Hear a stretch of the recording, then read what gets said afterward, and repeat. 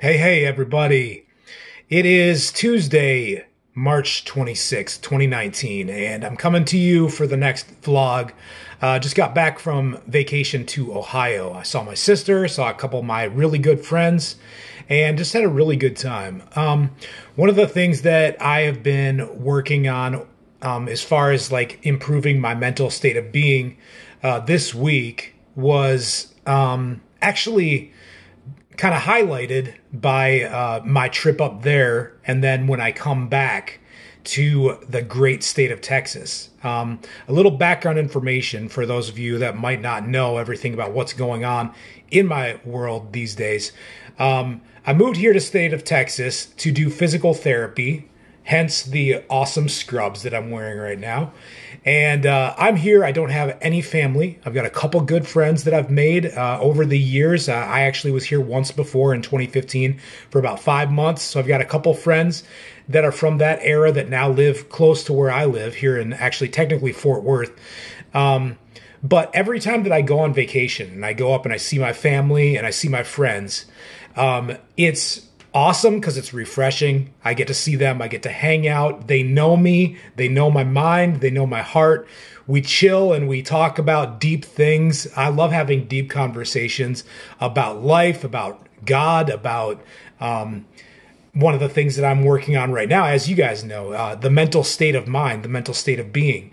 And the mental state of being that I have while I'm there is clearly different from when it pretty much starts the moment I noticed this time, the moment that I hopped out of my buddy's car and started heading into the airport. My mental state of being almost started to change in reflection of the fact that I was going to be coming back to, quote unquote, the real world, back to my life. My life here in the state of Texas is one of, for the most part, not much interaction with people that I know that well. So, like I said, I've got a couple friends that I've made that are good guys, and my church. I've got some great people at my church. But other than that, it's kind of like I would describe it as like you're on a desert island, a tropical island somewhere, and you regularly, the island is when I'm up in Michigan or in Ohio with my friends and family. And then every time that I come back to Texas, it's almost like I'd take a dive into the surrounding waters around the island, and I'm constantly just under the water exploring and waiting to see if I can find the next spot where I can pop back up and have another island again where it's like, yes, the sun is out, everything is good. Life just works that way, where it takes a long time to develop those new relationships where you can say that you can be yourself fully and completely. So one of the things that I will battle with is obviously loneliness, because I'm here without friends, family. I'm not married, don't have any kids. So it's a very, I make friends as I go along. It's an adventure. I love that. But in the meantime, it's like, finding people that you can relate to, it doesn't always happen. So what I am learning, I guess, when I take that experience, when I hopped out of my buddy's car and I went to the airport, I started walking in. Here's the latest thing that I've been learning. So, and surprisingly, it's from a man named Sam Harris, who, for those of you who know who he is a self-professed atheist. He's a neuroscientist. He's very intelligent. He comes at things obviously from a different angle than I do. I'm somebody that believes in God. I believe that God is everything that is. He is the great I am. So when we talk about what is true, that's all part of God, in my opinion. When we talk about a mental state of being that can bring more life, I believe that that's because there's a spiritual realm that is deeper than the external reality that we see around us. A lot of people, I think, sense the spiritual realm. We as humans are just intelligent enough. God made us just wise enough and intelligent enough with our rational state of mind and with like a spiritual honing device that we as a race are capable of detecting a realm that is deeper than ourselves, further than ourselves, deeper than the physical reality that we notice with our five senses of sight, sound, smell, taste, touch. God is He is all of that, and so sometimes the simple fact that all of this that we see around us and the great mystery, the great miracle of existence, we lose that because in our own existence. We lose the fact that we can see God everywhere.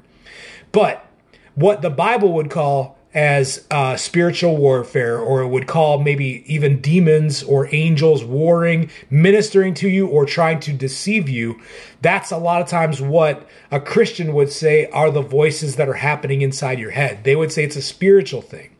Now, angels, demons aside, even though my theory is that they are most technically described as energy forces that are capable of interacting with your consciousness on a level that clearly we can't see them, but we can sense them and we can feel them. Again, a realm that's deeper than this physical reality.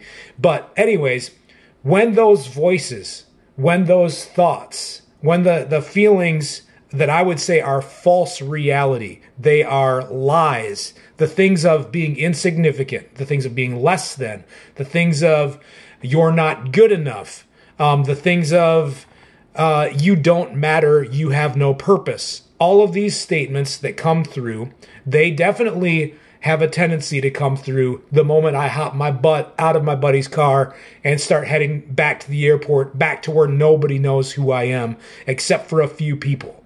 That's when they like to try to feast. And what I learned from my buddy Sam Harris is he talks about how if you stand back, he uses anger and road rage as his example. He was on the Joe Rogan podcast, which is a very interesting podcast, pretty much all the time. They have brilliant people on there. Sam Harris is one of them. He talked about how the reason why people get angry and they stay angry, and this emotional climate that we find ourselves in, where we're perpetually angry and politically we get worked up about anything and we can't get our mind off of it, and so we're in this state of stress and unrest, is because we, as at least in America, at least in our society, are not capable of controlling those impulses that happen in our mind and in our brain.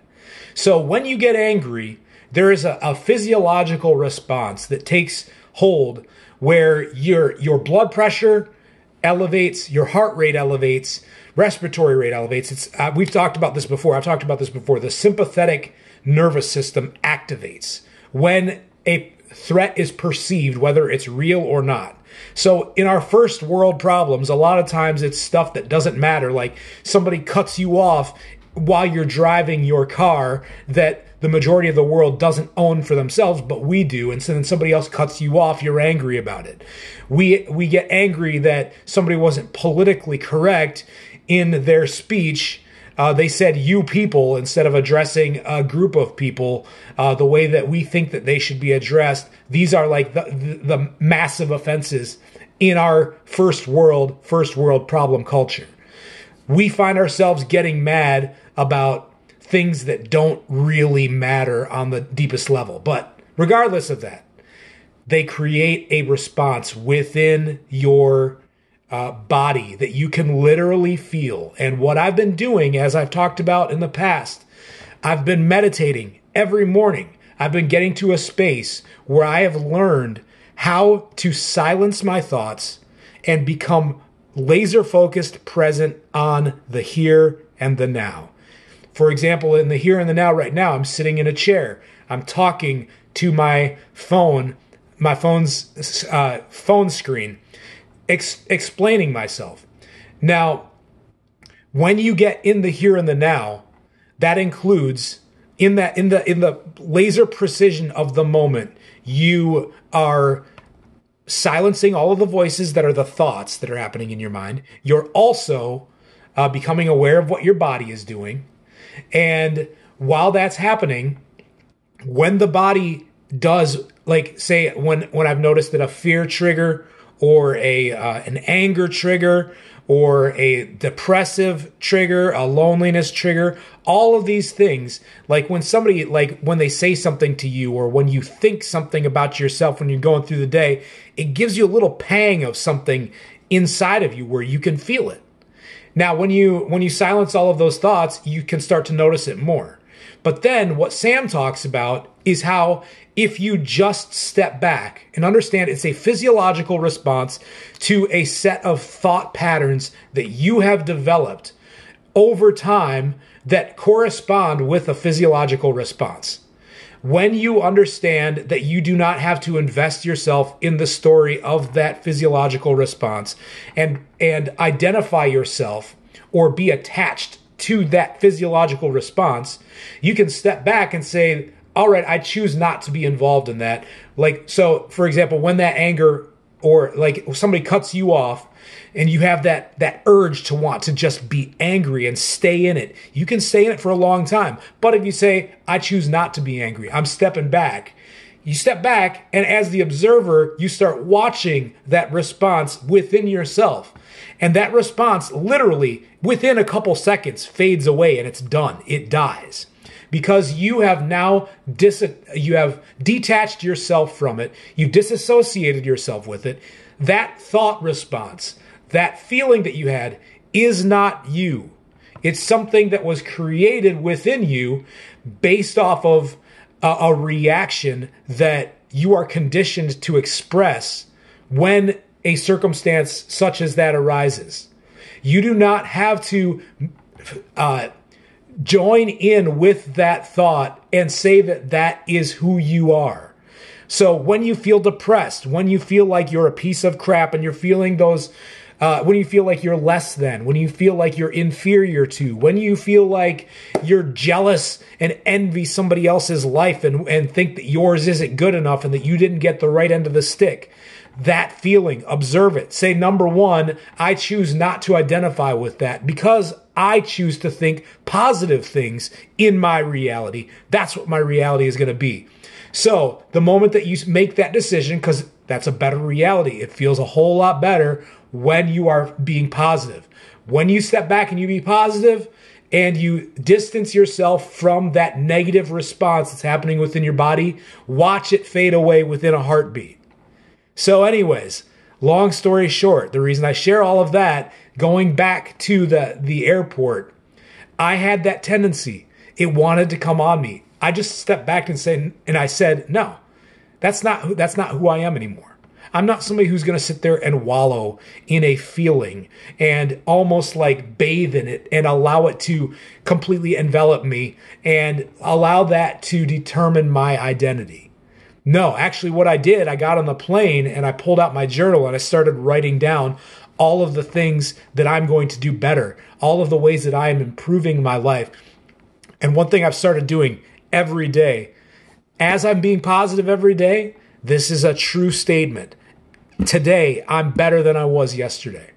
And I actually believe it. When I first started doing it, I was kind of like using it as motivation to make myself do it. But now I actually believe it and I know it. So I bring that up to encourage you guys. Be positive.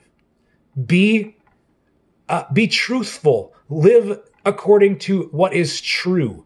Now, what is true? Once we go back to what I believe, Sam Harris, everything is like random, like we are just neuro impulses that are firing, and why should we trust any of them?